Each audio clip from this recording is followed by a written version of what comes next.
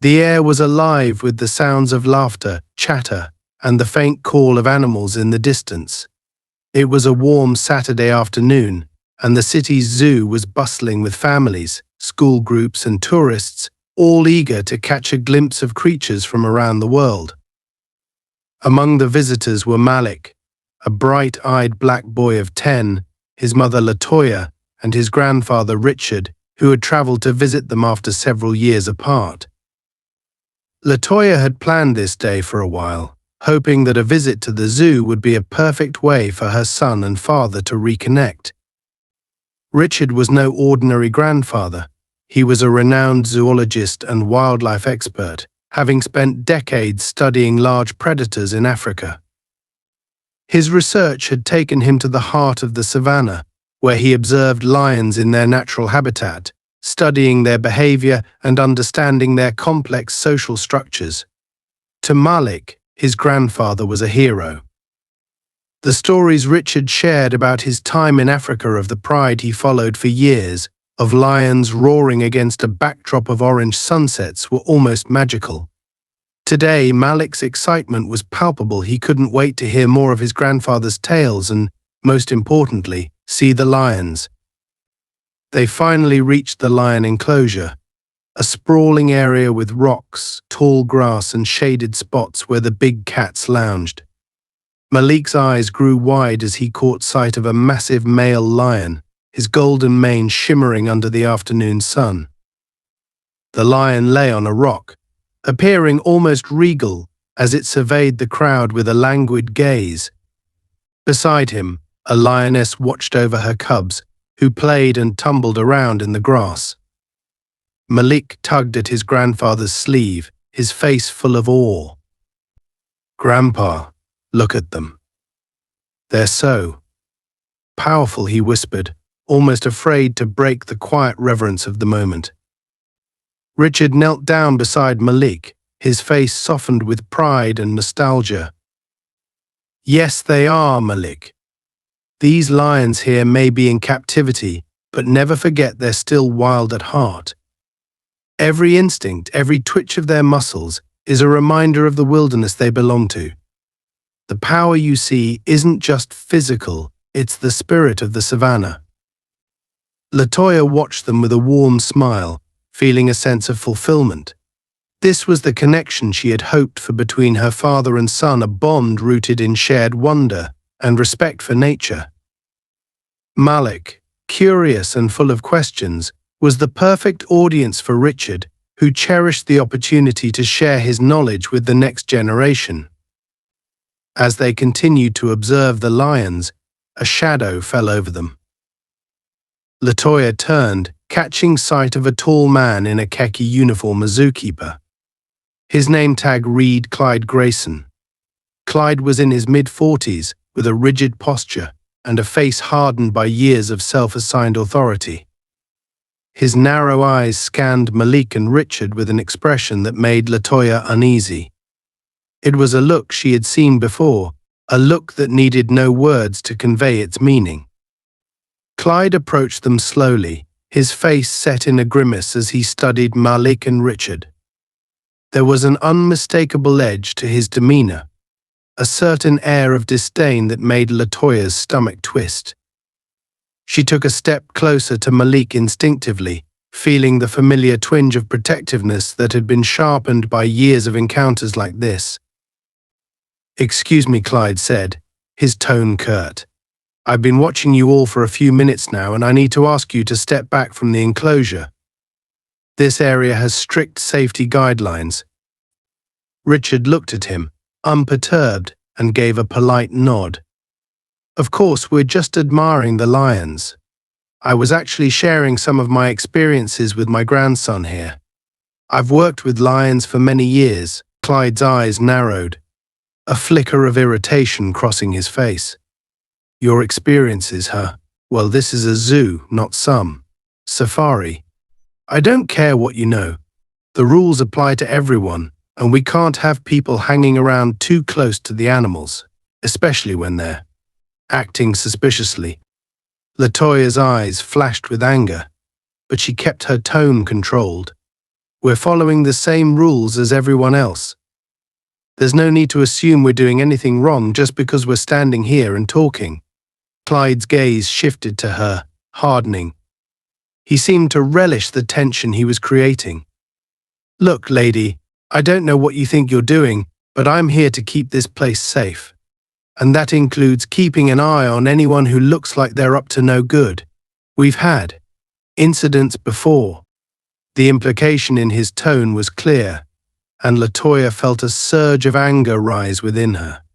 She knew exactly what he was insinuating, and she could see the effect it was having on Malik, who had been watching the exchange with a mix of confusion and fear. Richard placed a calming hand on his daughter's shoulder, signaling her to stay calm. "Sir, we're here as visitors, just like everyone else.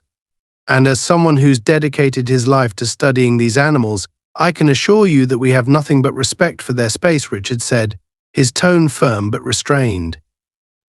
But Clyde seemed immune to reason. His gaze flickered to Malik, a scowl deepening on his face. "The kid's too close. I'm responsible if anything happens, and I'm not taking any chances. Step back now, or I'll have you all escorted out."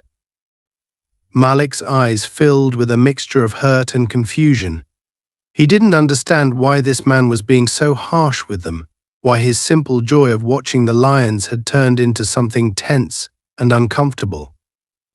He looked up at his grandfather, who gave him a reassuring smile, trying to ease the tension in the air. Clyde, however, wasn't satisfied. He took a step forward, his presence looming over them, and in one swift, unexpected motion, he reached out and grabbed Malik by the arm. "You're coming with me," he snapped, his grip rough and unyielding. "You're causing a disturbance, and I don't have time for this nonsense." LaToya gasped, her protective instincts flaring to life as she reached out to pull Malik back. "Let go of my son. He's done nothing wrong."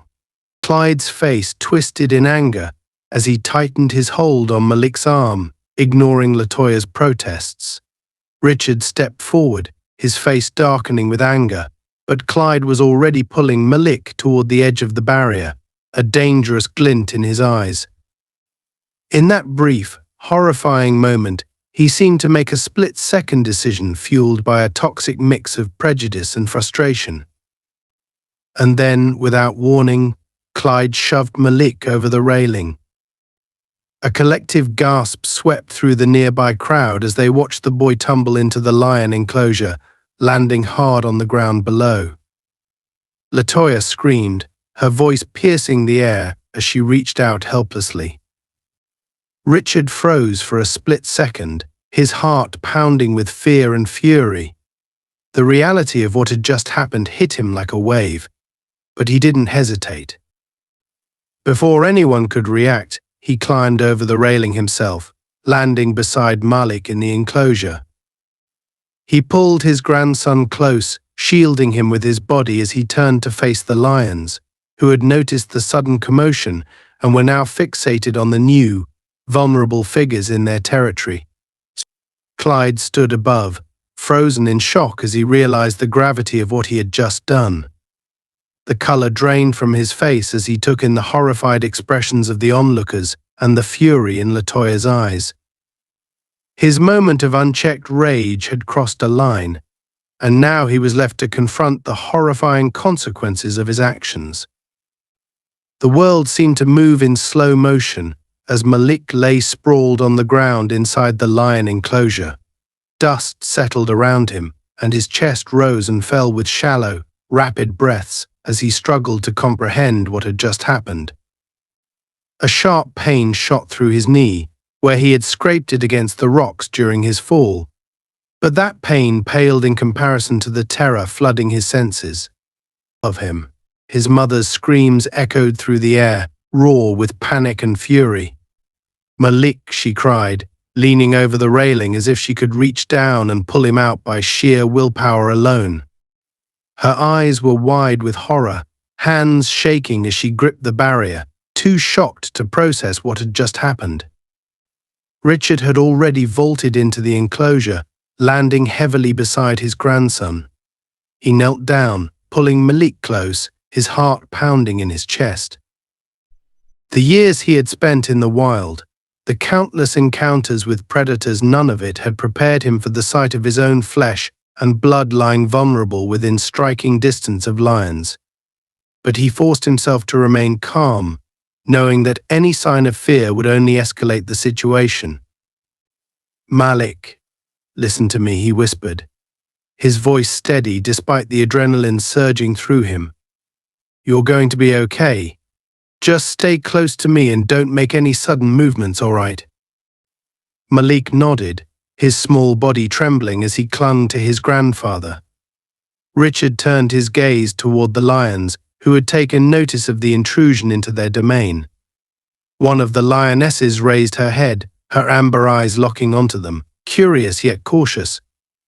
She was assessing them, measuring whether they were a threat, prey, or something in between. At the edge of the enclosure, Clyde Grayson stood motionless, the full weight of his actions crashing down on him. The fury and impatience that had spurred him just moments ago now dissolved into a cold, gnawing dread. He had never meant for this to happen, at least, not in this way. In his mind, he'd intended to intimidate them, to make a point, to reassert his control. But now he was faced with the undeniable reality that he had endangered a child, and for the first time he felt something like fear creeping up his spine. Around him, onlookers began to gather, their faces a mixture of horror, shock, and anger.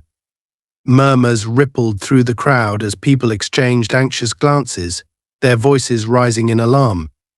"Did he really just throw that boy in there?" someone whispered. "What kind of person does that?" Latoya's voice cut through the crowd's murmuring like a blade. "You! How could you? How dare you touch my son?" Her voice was hoarse, strained with rage and terror. She tried to lunge at Clyde, but a bystander held her back, their grip firm but sympathetic. Clyde swallowed, his gaze flickering from Latoya's livid face to the enclosure below. He could see Richard crouched protectively over Malik, shielding him from view. The older man's posture was tense, defensive like a lion himself, prepared to do whatever it took to protect his family.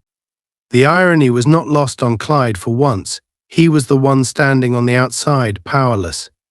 I didn't mean for this to happen," Clyde stammered, his voice barely above a whisper. But Latoya's furious glare silenced him. She didn't care for his excuses, and neither did anyone else. He could feel the hostility in the air, as if the crowd itself were a living, breathing force, pressing in on him with silent judgment. In the enclosure, Richard carefully rose to his feet, keeping Malik close. His movements were slow, deliberate, calculated to avoid drawing any sudden attention from the lions. He held one hand out in a steady, calming gesture, the same one he had used countless times in the wild to show animals that he was not a threat. The male lion, who had been lying atop a large rock, finally stirred, raising his massive head and fixing his golden gaze on the pair.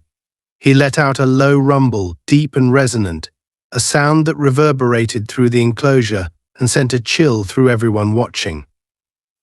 It was a warning, a reminder of the lion's dominance, his claim over this territory. "Steady," Malik, Richard whispered, his voice barely audible.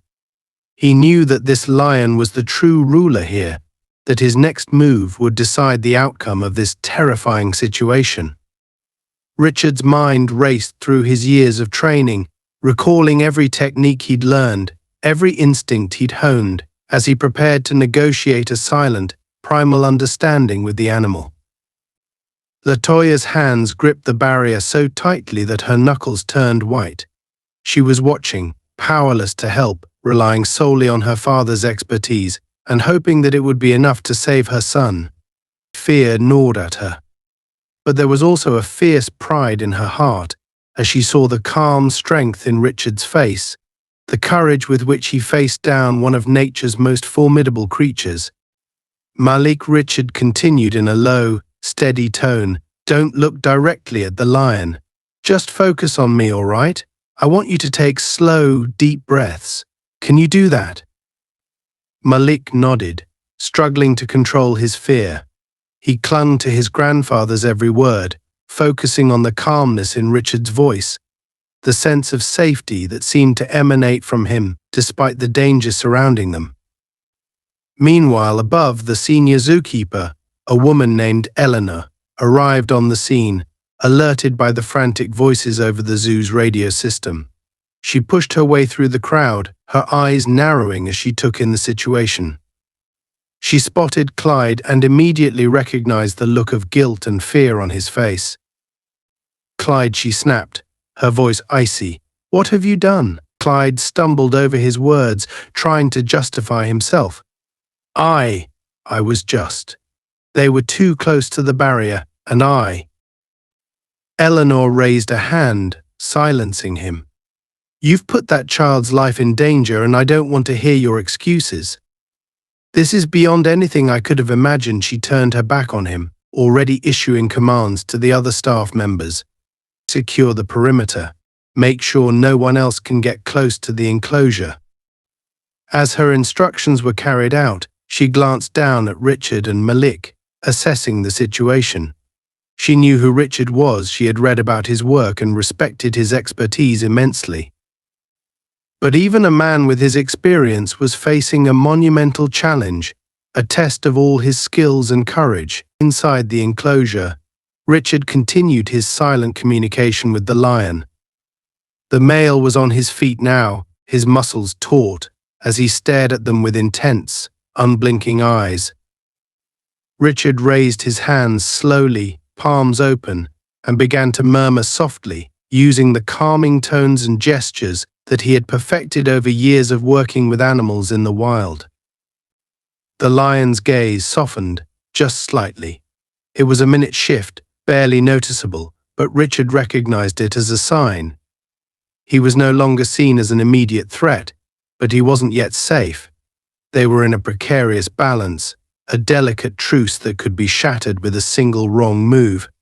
In that moment, Malik whispered, "Grandpa." "I'm scared." Richard squeezed his shoulder gently. "I know, son. But you're doing so well. Just a little longer, all right? We're going to get out of this together. I promise." The lion took a step back, still watching them closely, but showing no signs of aggression. Richard allowed himself a flicker of hope, sensing that the lion was beginning to lose interest. But he knew they couldn't afford to linger. He would need to carefully maneuver Malik back toward the enclosure wall, away from the center where the lions held dominion. Just as he was about to begin moving, a loud noise shattered the stillness, a heavy, metallic clank as one of the zoo staff members fumbled with the latch on the emergency gate. The lion's head whipped toward the sound, and he let out a deep, throaty growl, his posture shifting as he prepared to assert his dominance once more. Richard froze, his eyes fixed on the lion as he calculated his next move. He felt Malik's hand tighten in fear, and he whispered, "Stay calm. Just stay calm." The crowd held its breath as they watched, every eye trained on the man and the boy standing inches from danger. And somewhere in the chaos, Clyde could only stare at the scene unfolding below, his heart pounding with a realization he couldn't escape. He had set this entire nightmare into motion, and there was no undoing it. As Richard stood in the lion enclosure, his heart pounding, he became acutely aware of every sound, every movement around him. The low growl of the lion reverberated through the air, a reminder of the thin line they walked between life and death. Malik clung to his grandfather, his small hands digging into Richard's shirt, while the older man maintained his calm exterior, his decades of experience helping him to keep his fear in check. Richard knew he had to keep Malik calm if they had any chance of making it out safely. He lowered his head slightly, careful not to make direct eye contact with the lion, and continued to murmur softly to his grandson, soothing him with every word. "Malik, we're going to be okay. Just stay close to me, all right? You're safe as long as we stay together." Above them, the crowd was now dense, with more onlookers pressing against the barriers, their faces a mixture of horror, awe, and helplessness. Parents pulled their children close, shielding them from the unfolding scene while trying to make sense of the nightmare before them. The intensity of their expressions revealed their collective disbelief. How could something like this happen in a place meant to bring joy and education? Latoya was still clutching the railing, her face drained of color, her voice hoarse from screaming. She alternated between calling for her son and hurling furious accusations at Clyde. Her maternal instincts screamed at her to jump in after Malik, but a voice in the back of her mind, perhaps her father's voice, instilled in her from years of watching his steady approach to danger, told her to hold back, to trust in Richard's experience. Eleanor, the senior zookeeper, had taken charge, issuing commands to her staff with an authority that made it clear she would not tolerate mistakes. "Keep everyone back. We need to give them space. And somebody get the tranquilizers ready just in case," she barked. The urgency in her voice betrayed her usual calm demeanor. She was used to dealing with animals, but this situation was unlike anything she'd encountered. Meanwhile, Clyde remained rooted to the spot, his face ashen. He could hear Latoya's shouts, the disapproving murmurs of the crowd, but all of it felt distant, muffled, as if he were trapped in a bubble of his own making. His actions had finally caught up with him, and he felt the crushing weight of consequences bearing down. He muttered under his breath, barely audible, I didn't mean for this to happen." But his words fell flat, unheard and meaningless in the face of the nightmare he'd unleashed. Every fiber of his being wanted to flee, to escape the accusatory stares, but his feet were glued to the ground, paralyzed by the enormity of his actions.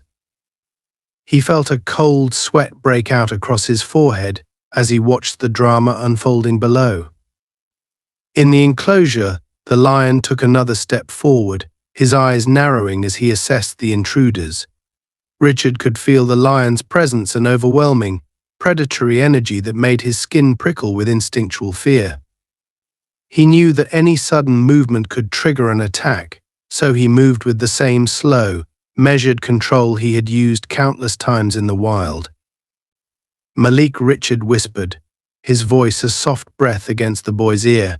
"I want you to keep your eyes on me, okay? Don't look at the lion. Just stay calm." Malik nodded, swallowing hard. His heart was racing, but the steady presence of his grandfather, the unbreakable calm in Richard's voice, helped him cling to a thread of courage. He squeezed his grandfather's hand, as if trying to draw strength from the man who had become his hero. The lion took another step, its muscles rippling under its tawny fur, each movement a reminder of its raw power. Richard resisted the urge to glance over his shoulder at the barrier, knowing that any shift in his focus could send the wrong signal. Instead, he continued his silent communication with the lion, his gaze soft, his body language open and non-threatening. Richard's thoughts raced. He knew that lions respected confidence and calm, but they were also creatures of instinct. One wrong move, one tremor of fear, and the lion could be upon them in an instant. He had faced similar situations in the wild, but there was a difference out there. He had been alone, without a vulnerable child to protect. As the lion drew closer, Richard recalled a method he had used in Africa when he had been forced to hold his ground against a rogue male. He began to hum softly, a low, rhythmic sound that mimicked the natural noises of the savannah. The hum was a calculated risk, intended to signal to the lion that he was not a threat, but an uninteresting presence. The lion paused, cocking its head as if to listen, its ears flicking back and forth. Richard felt a flicker of hope. If he could just keep the lion's attention on him, keep it curious rather than aggressive, there was a chance they could inch closer to the enclosure wall and wait for the zookeepers to open the emergency gate. But fate had other plans. A loud clang echoed through the air as one of the zookeepers accidentally dropped a metal rod against the barrier. The sudden noise shattered the fragile peace Richard had managed to create, sending a shockwave of tension through the enclosure. The lion's eyes narrowed, its pupils dilating as it emitted a guttural snarl, a sound that sent chills down everyone's spine. The lioness, who had been resting nearby, rose to her feet, her gaze now fixed on Richard and Malik. The presence of two humans in her territory was no longer just a curiosity, it was a provocation. Grandpa Malik's voice was barely a whisper, thick with fear. Richard tightened his grip on his grandson's shoulder. "It's okay, Malik. We just need to stay calm, remember? We're going to get through this." But he knew their situation had grown even more perilous. With both the male and the female lions now on high alert, their chances of escaping without incident were dwindling. Richard's mind raced, considering and discarding a dozen options in the span of seconds. The crowd above held its breath, their faces stricken as they watched the life and death standoff below. Latoya was clutching her chest, as though her heart were about to burst from the intensity of her fear. Her entire body trembled with the urge to jump in, to tear her son away from this nightmare, but she knew that any interference could spell disaster. Eleanor, the senior zookeeper, was equally tense. She had dealt with situations involving agitated animals before, but never with visitors, especially a child inside the enclosure. She motioned for the other staff members to be ready with tranquilizers, but she knew that firing them was a last resort. Tranquilizers could take several minutes to take effect, and if the lions were spooked, those precious seconds could be the difference between life and death. Inside the enclosure, Richard took a deep breath and began to slowly shift his position, angling his body to put himself between Malik and the lions. He kept his movements slow and fluid, careful not to draw too much attention, but the male lion was watching his every step, its eyes gleaming with predatory focus. Richard was acutely aware of how close they were to the edge of survival. He glanced down at Malik, who was valiantly trying to remain calm, though tears glistened at the corners of his eyes. The boy's fear was palpable, a living thing that Richard could feel emanating from him, but he was holding it together, drawing strength from his grandfather's presence. "Malik," Richard murmured, his voice as steady as he could make it, "I need you to trust me. We're going to start moving very slowly toward that wall over there. But you have to stay quiet, all right? No sudden moves." Malik nodded, biting his lip as he clung to his grandfather's side.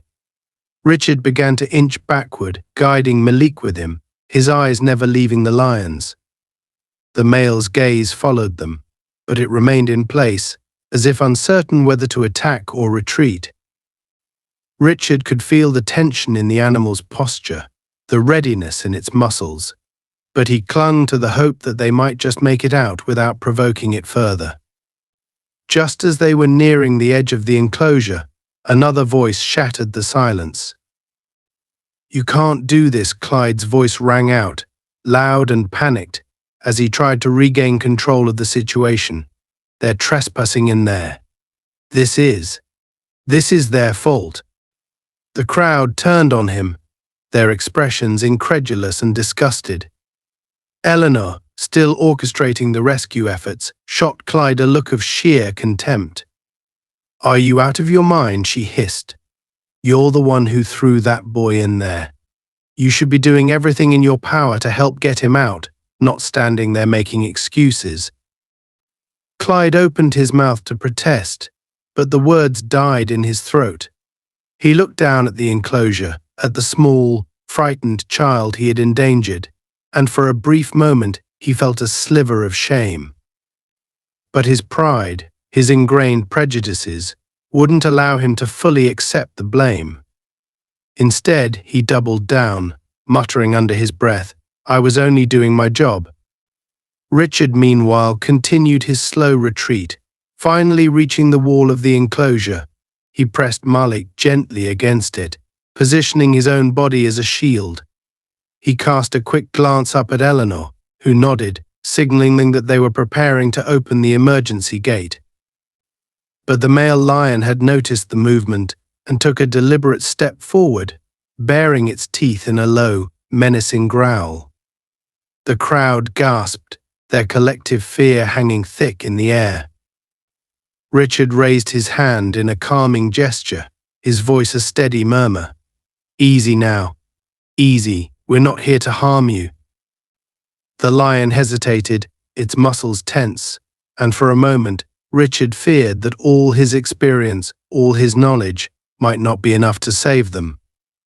But just as the lion seemed ready to pounce, a loud clang echoed from the gate as Eleanor's team began to unlock it. The lion paused, its attention momentarily diverted, and Richard seized the opportunity, pulling Malik through the gate the second it opened wide enough for them to pass. Eleanor's team immediately shut it behind them, securing the barrier once more. The crowd erupted in cheers and applause, a wave of relief washing over them. Latoya rushed forward, gathering Malik into her arms, her tears flowing freely as she held him close, her voice a litany of gratitude and love. But for Richard, the ordeal was not over. He looked up at Clyde, his face filled with a quiet, simmering anger.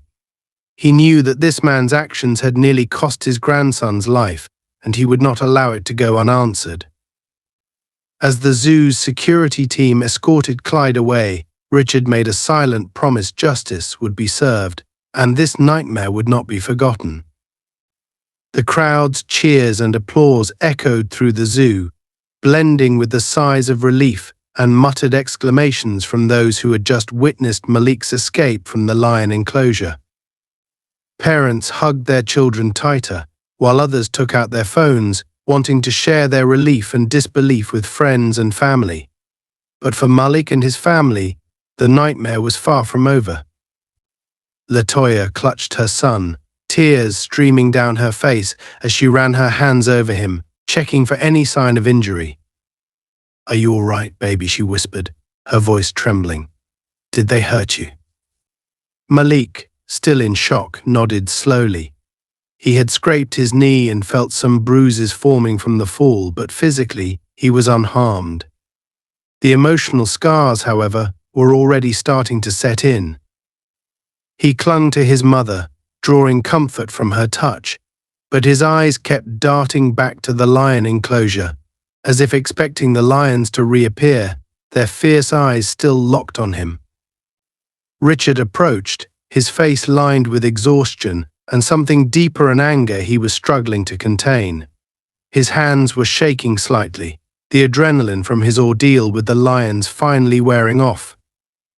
He placed a reassuring hand on Latoya's shoulder, offering her the strength she needed in that moment.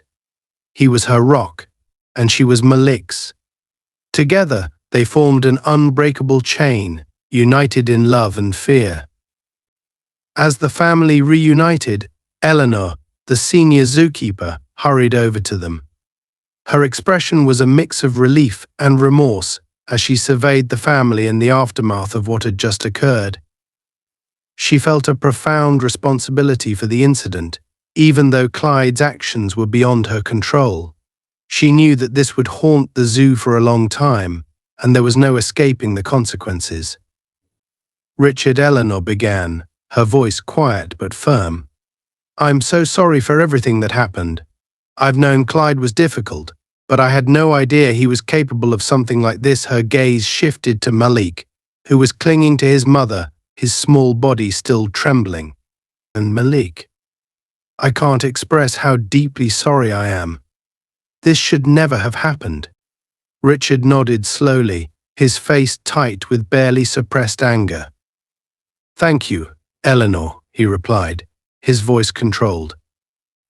I understand that this wasn't your doing, but there's no denying that something like this should have been prevented. Clyde had no business putting my grandson's life at risk.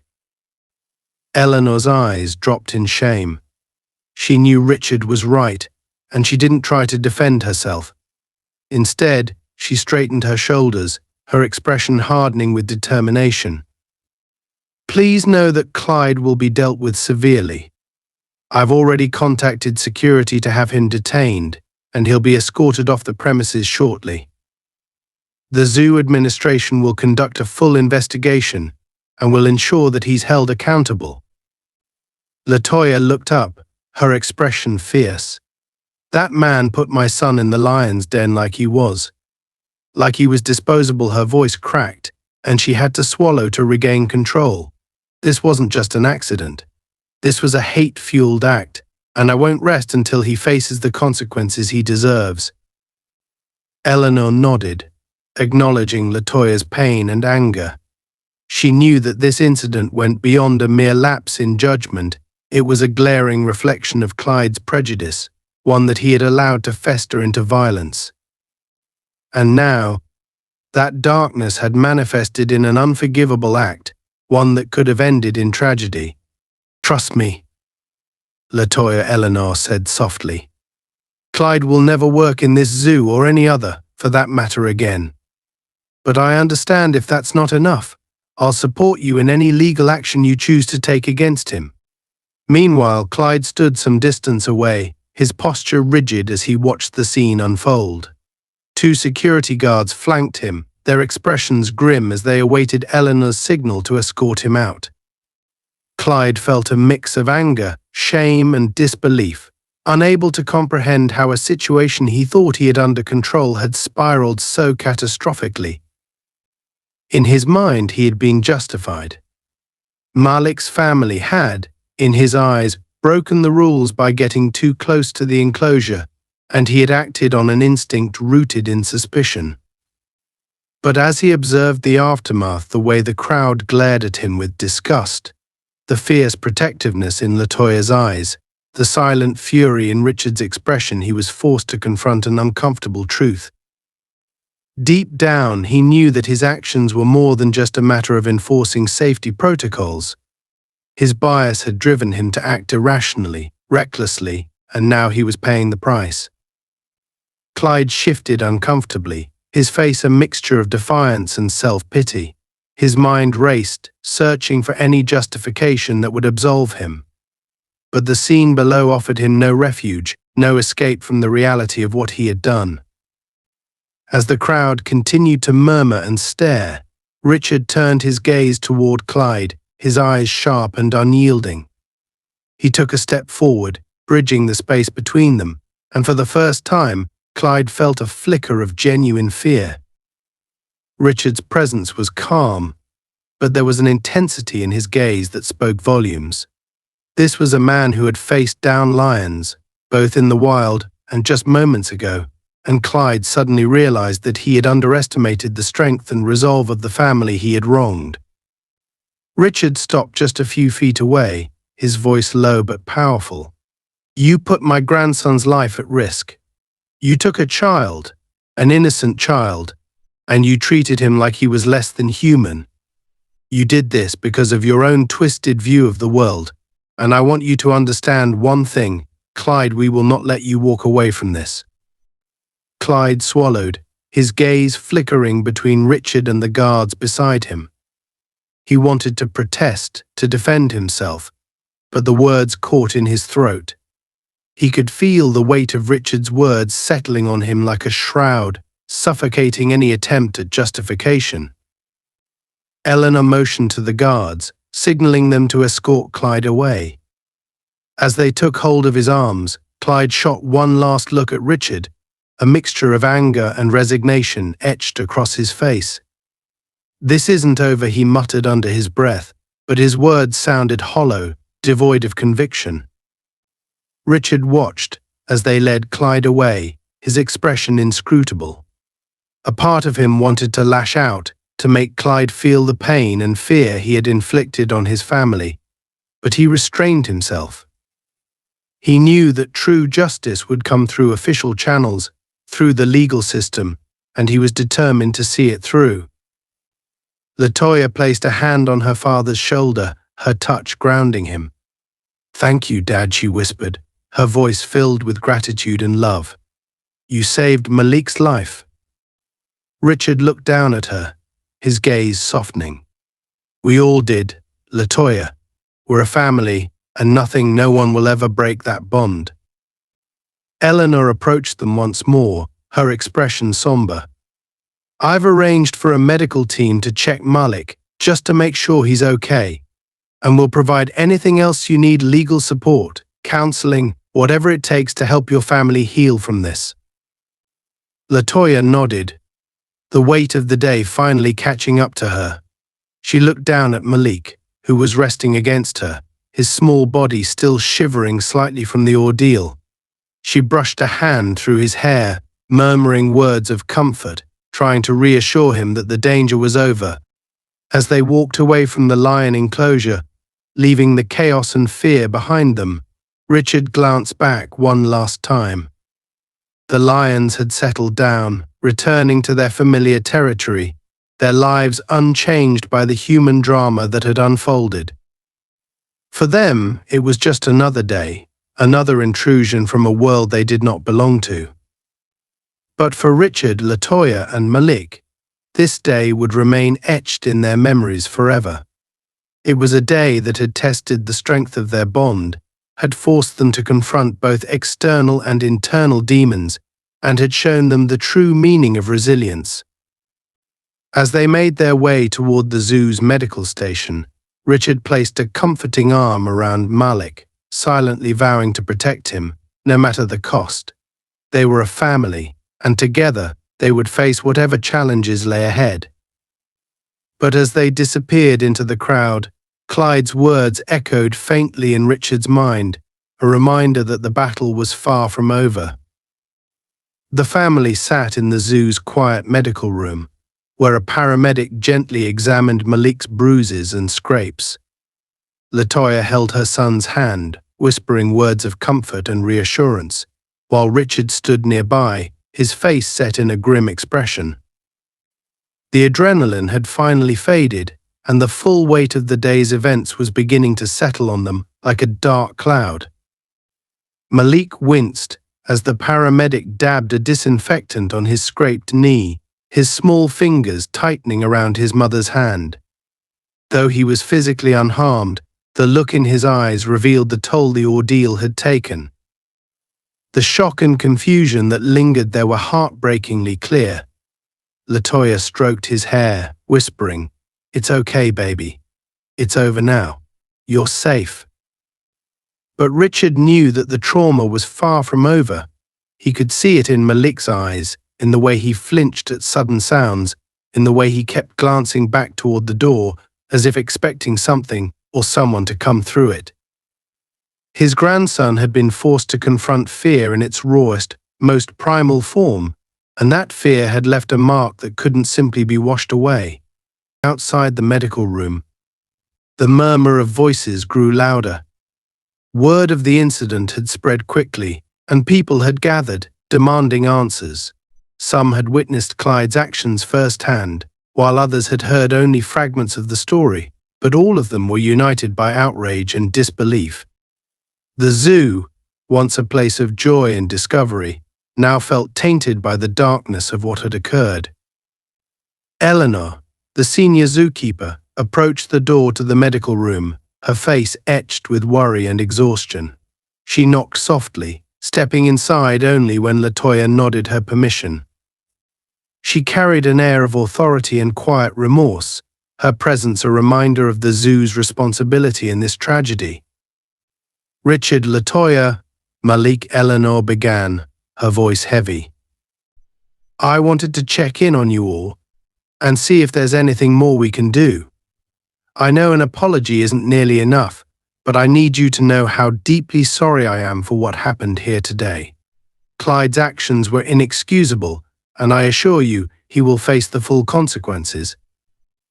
Richard glanced at her, his expression unreadable. What exactly do you mean by full consequences, Eleanor? Because to me it seems that just firing him and escorting him out isn't nearly enough for what he's done. Eleanor's face tightened with resolve. I agree, Richard. We're fully cooperating with law enforcement, and Clyde will be charged with child endangerment, assault, and any other relevant charges. He won't be able to walk away from this. We've already filed an official report and provided witness statements from both staff and visitors who saw what happened. Clyde's actions were beyond reckless, they were malicious.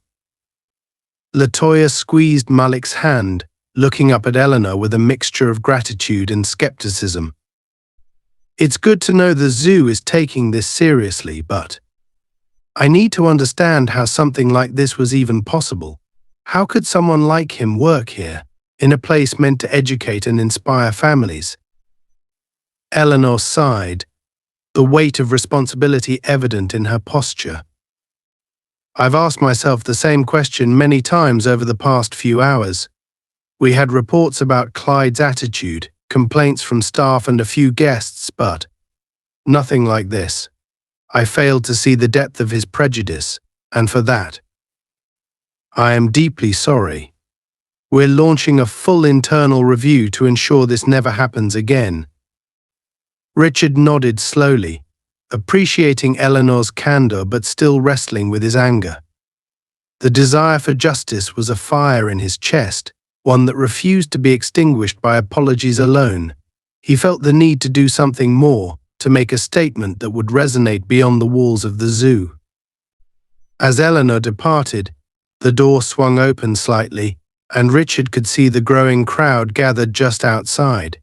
They were talking amongst themselves, some of them gesturing toward the medical room, their faces a mix of anger and concern. Richard recognized the look. The community was outraged, and they wanted answers. One bystander, a middle-aged woman with a determined expression, caught sight of Richard through the open door and stepped forward. "Excuse me, sir," she called, her voice carrying over the murmurs. "I just wanted to say that what happened to your family today it's beyond horrible. If there's anything we can do to help, please let us know." Richard met her gaze, moved by the genuine concern in her voice. He stepped out of the medical room, giving LaToya a reassuring nod as he addressed the crowd. "Thank you," he began, his voice steady but filled with the weight of what he'd just endured. "My family and I appreciate your support. We came here today, like any other family, to enjoy a day at the zoo, but instead we were met with an act of violence and prejudice that nearly cost my grandson his life." The crowd listened in rapt silence, their faces a mixture of empathy and anger. The woman who had spoken out earlier nodded, her fists clenched. "That man should be in jail. You can't just let him get away with this." Richard's gaze hardened. "I can assure you he won't get away with it. My family is committed to seeking justice, not just for Malik, but to prevent this from happening to anyone else. We'll be pressing charges, and we'll make sure this incident isn't swept under the rug." LaToya joined Richard, standing beside him with Malik close by. She took a deep breath, her voice breaking slightly as she addressed the crowd. "This isn't just about one man's prejudice, it's about a system that allowed someone like him to work here, in a place that should be safe for children and families. We deserve better.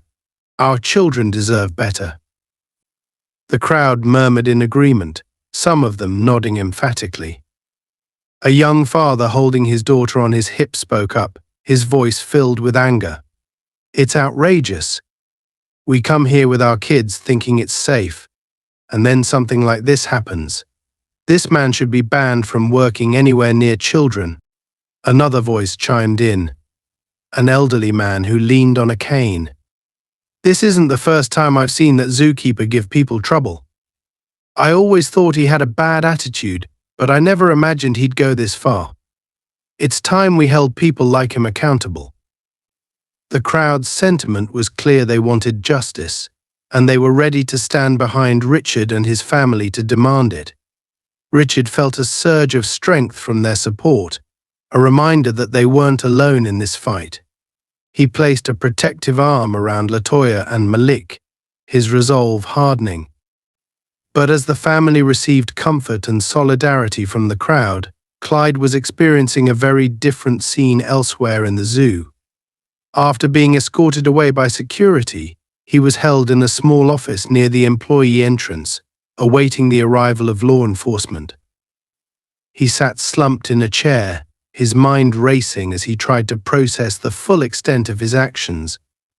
The weight of public opinion bore down on him like a storm, and he could hear the muffled sounds of the crowd outside, their voices raised in anger.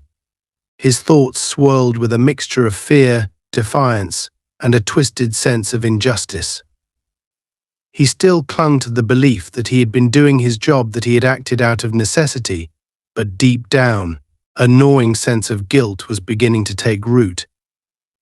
His internal struggle was interrupted by the arrival of two police officers, their expressions stern as they entered the room. One of them, a tall woman with sharp eyes, gestured for Clyde to stand. "Clyde Grayson?" she asked, her tone all business. "You're under arrest for endangering the welfare of a child and assault." Clyde's mouth went dry. He opened his mouth to protest, but the officer cut him off. "Save it. We have multiple witness statements detailing your actions, as well as a report from the zoo administration. This isn't up for debate." The officer motioned for him to place his hands behind his back, and as the cold metal of the handcuffs closed around his wrists, Clyde felt a wave of humiliation wash over him. The indignity of the moment was a stark contrast to the control he had wielded just hours ago, when he had thrown Malik into the enclosure without a second thought. As he was led out of the zoo in handcuffs, the crowd parted to let them pass, their faces filled with contempt. Clyde could feel their eyes on him, each gaze a reminder of the judgment he now faced. Someone in the crowd muttered, "Good riddance," while another person shook their head, disgusted. The walk from the office to the police car felt like an eternity. Clyde's steps faltered as he was forced to confront the enormity of his actions in the unforgiving light of public scrutiny. Each step was a reminder of the line he had crossed, a line that he could never uncross. Once he was inside the police car, the door shut with a definitive clang, sealing his fate. The officer in the front seat radioed in, confirming his arrest, while Clyde sat in the back, staring at his reflection in the glass. The man who stared back at him looked hollow, his face lined with regret and bitterness. He had always prided himself on being tough and no-nonsense, but now, in the face of his own actions, those traits felt empty, hollow. Meanwhile, back in the zoo, Richard, Latoya, and Malik were surrounded by supporters, each person offering words of encouragement and promises of assistance. The community's response had transformed what had initially felt like a personal tragedy into a collective movement for justice. Eleanor approached Richard once more, her face solemn. "Richard, Latoya, whatever support you need, the zoo will provide. This place was supposed to be a sanctuary, a safe space, and we failed you. I failed you." Richard met her gaze, his expression softening slightly. "Thank you, Eleanor. We'll hold you to that promise. This isn't just about my family, it's about ensuring that no one else has to go through what we went through today." Latoya nodded, her arm around Malik. "We appreciate your words, but actions speak louder. We need policies, real changes, and a commitment to make sure prejudice has no place in a setting meant for children and families." As they walked out of the zoo, Malik looked up at his grandfather, his small voice breaking the silence. "Grandpa, are the lions mad at me?" Richard knelt down, pulling Malik into a hug. "No, Malik, the lions weren't mad at you. They were just being lions. They were as scared and confused as we were. You didn't do anything wrong, remember that?" Malik nodded, his grip tightening around his grandfather. "I don't think I want to come back here," Richard glanced at Latoya, his heart heavy. "That's okay, Malik. You don't have to come back here. We'll find other places to learn about animals, places where you'll feel safe." As they left the zoo behind, the support of the crowd echoed in their ears, a reminder that justice was on their side. For Clyde, the road ahead was one of reckoning. For Richard, Latoya, and Malik, it was one of healing. But no matter what lay ahead, they knew one thing for certain: they would face it together, as a family, and they would never let prejudice define their story again.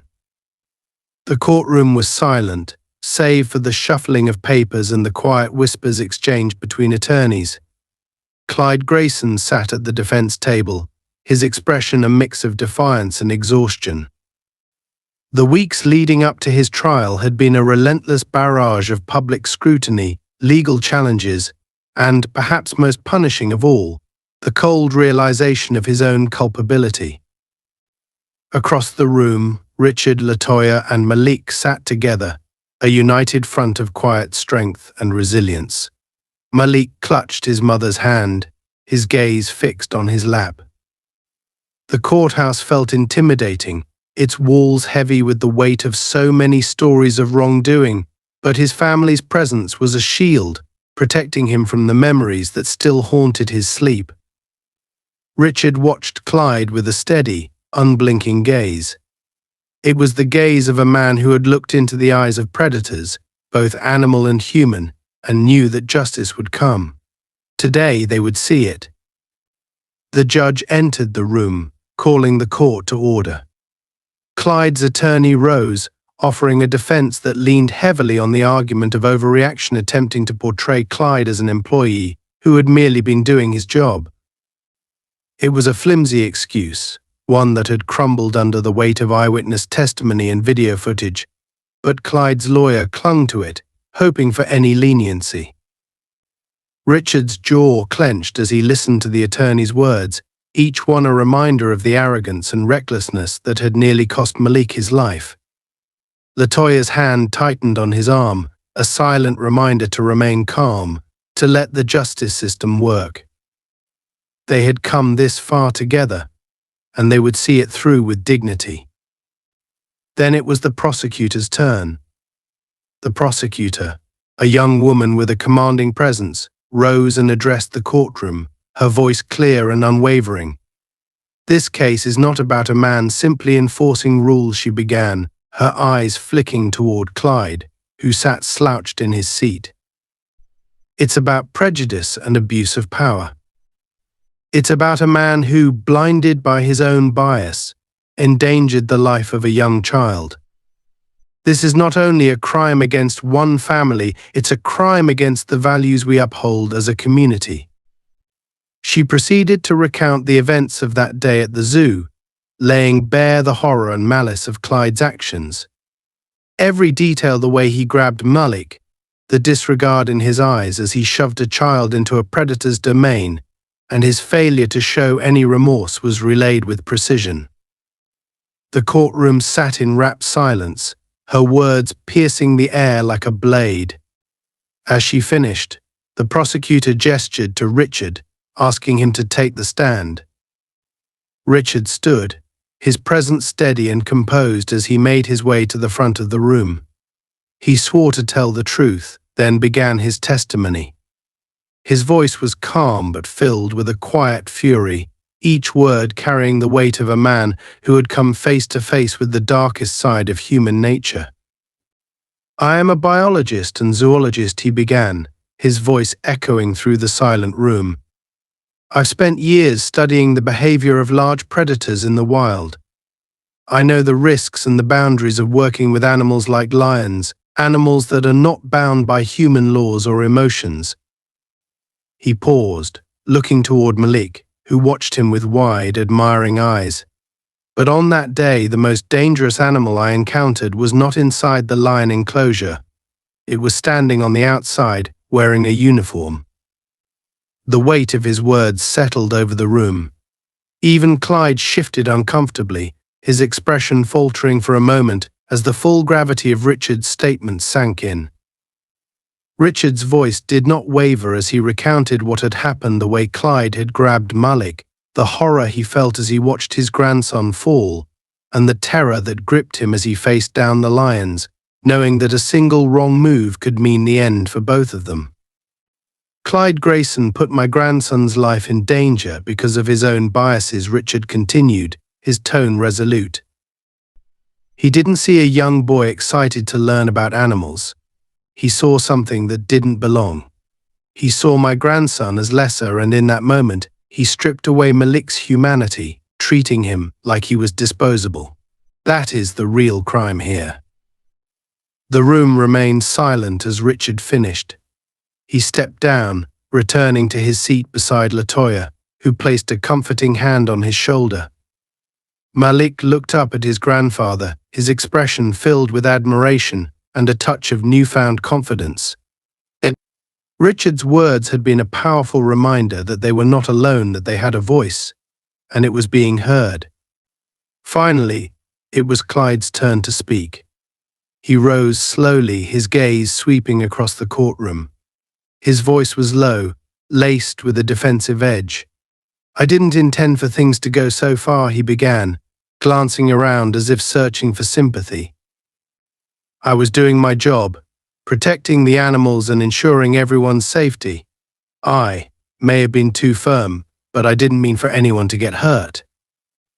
His words rang hollow, each one devoid of the remorse the courtroom needed to hear. Latoya's face tightened as she listened, a surge of frustration and disbelief rising within her. She had expected some level of contrition, an acknowledgement of the trauma he had inflicted. Instead, Clyde's words felt like a feeble attempt to justify the unjustifiable. The prosecutor rose once more, her tone clipped. "Mr. Grayson, are you saying that grabbing a child and throwing him into an enclosure with lions was an act of firmness? Do you believe that endangering a child's life is part of doing your job?" Clyde shifted uncomfortably, but his stubbornness remained. "I made a mistake," he muttered, "but I wasn't trying to hurt him. People are blowing this out of proportion." The courtroom murmured, a collective gasp of disbelief rippling through the audience. Clyde's words hung in the air, each one a stark reminder of the callousness that had brought them here. The judge leaned forward, her face stern. "Mr. Grayson, this is not a matter of proportion. A child's life was endangered because of your actions. Your failure to recognize the severity of your behavior only underscores the recklessness of your conduct." Her gaze was unyielding as she turned to the prosecutor. "You may proceed with closing arguments." The prosecutor took a deep breath, her gaze sweeping across the room as she addressed the jury. "Ladies and gentlemen, you have seen the evidence.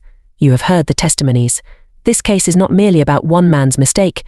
It is about a fundamental violation of trust, of safety, and of human decency.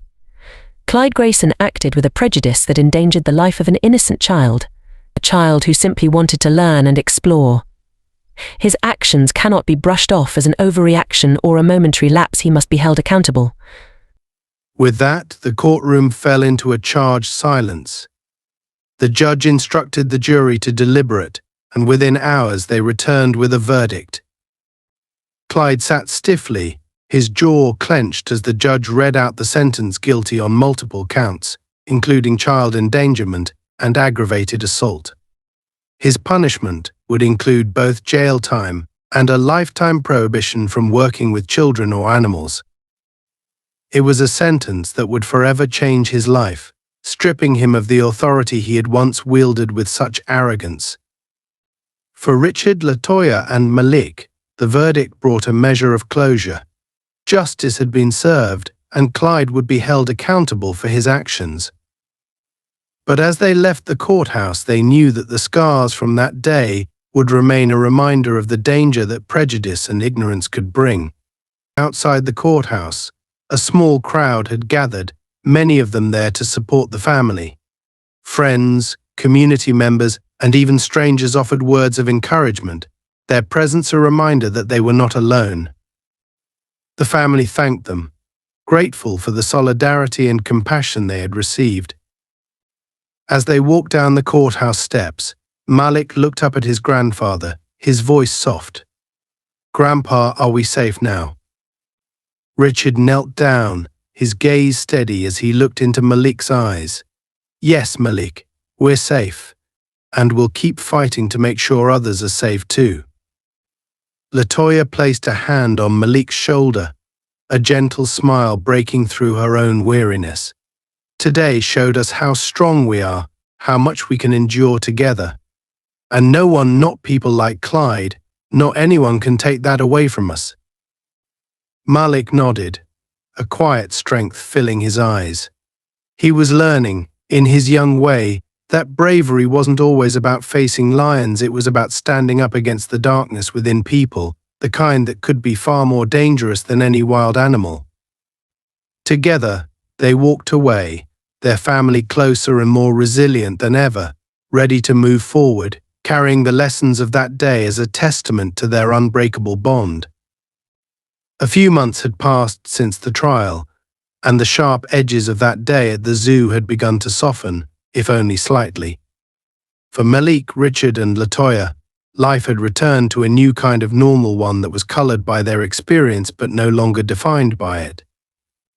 The zoo, now under new leadership, had undergone a transformation as well. Following Clyde's conviction and the public outcry that followed, the zoo had taken sweeping measures to ensure that nothing like this would ever happen again. Staff underwent rigorous training, learning not only about animal safety but also about respectful interactions with visitors. Every staff member now attended sensitivity workshops, and policies were put in place to prevent any form of discrimination from taking root. Eleanor had stayed true to her word, leading the reforms with dedication. She had become an ally and supporter of the family, reaching out regularly to update them on the zoo's progress and to ensure they knew that their voices had been heard. One sunny Saturday, Eleanor invited the family back to the zoo, this time as honorary guests, to witness the changes firsthand. She had arranged for a private tour and assured them they would be safe and respected. Initially, Latoya was hesitant, worried about how Malik would react, but when she mentioned it to him, Malik surprised her by nodding with quiet determination. "I think I want to go, Mom," he said softly, glancing over at his grandfather for support. I'm not afraid anymore." Latoya felt a swell of pride, recognizing the courage it took for Malik to face the place where he had experienced so much fear. She exchanged a glance with Richard, who gave a gentle nod, his pride in his grandson unmistakable. The day of the visit arrived, and as they stepped through the zoo's gates, Malik held his head high. They were greeted warmly by Eleanor, who gave them a heartfelt welcome and a reassuring smile. She led them on a special tour, explaining the new policies and sharing stories of how the staff had embraced the changes. There was a tangible sense of positivity and respect in the air, a stark contrast to the atmosphere that had once lingered there. When they reached the lion enclosure, Malik paused, his gaze fixed on the powerful creatures lounging in the sun. He looked up at his grandfather, who knelt down beside him, understanding the weight of this moment. "Grandpa," Malik said, his voice steady, "I think I understand now. The lions.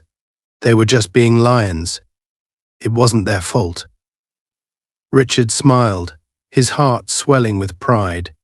"That's right, Malik. They were just doing what they knew. And you did something amazing that day. You stayed strong and you showed courage." Malik nodded, a quiet resolve in his eyes. He felt different now, older in a way that wasn't defined by years but by experience. Standing here, facing the lions once more, he realized that the fear he'd once felt had transformed into something else: strength, resilience, and a deep respect for both animals and himself. Eleanor approached them with a small smile. "Malik, I have something special for you." She handed him a small badge, embossed with the words Honorary Zoo Protector. This is to remind you that your bravery inspired change here. Because of you, this place is safer for everyone." Malik accepted the badge, his face lighting up with a smile. He turned to his mother and grandfather, who both looked at him with pride. The badge felt warm in his hands, a symbol of his courage and a reminder that he could overcome even the most frightening experiences. As they continued their tour, other visitors approached them, recognizing the family from the news and expressing their admiration. One couple with young children stopped to thank Richard and Latoya for standing up for justice, and a group of teenagers nodded respectfully at Malik, clearly inspired by his bravery. Back home that evening, Richard sat with Malik on the porch, the cool evening air filling the silence between them. Malik held his badge, turning it over thoughtfully in his hands, the weight of the day's events settling on him. "Grandpa," he began, his voice soft, "Do you think I'll remember that day forever?" Richard looked at his grandson, his expression gentle but serious. "I think you will, Malik. Some things stay with us. But how you remember it is up to you. You can let it hold you back, or you can let it be a reminder of how strong you are." Malik nodded, understanding his grandfather's words in a way that went beyond his years. I want to remember it as the day I learned to be brave." Richard put an arm around him, pulling him close. "And that's exactly what it was, Malik. You're brave, not just because of what you faced that day, but because you faced it again today. That takes a special kind of courage." They sat in comfortable silence, watching the stars come out one by one, each one a reminder of the vastness of the world and the resilience within each of them. Inside, Latoya watched them from the doorway, a soft smile on her face. She knew that this chapter of their lives had been difficult, but she also knew that it had brought them closer together. They had faced darkness and emerged stronger, bound by love and strengthened by courage. As the night deepened, Malik drifted off to sleep, his heart at peace. He would carry the memory of that day with him, not as a source of fear, but as a reminder of his strength and the love that surrounded him. And he knew that whatever challenges life brought, he had his family by his side, ready to face it all together.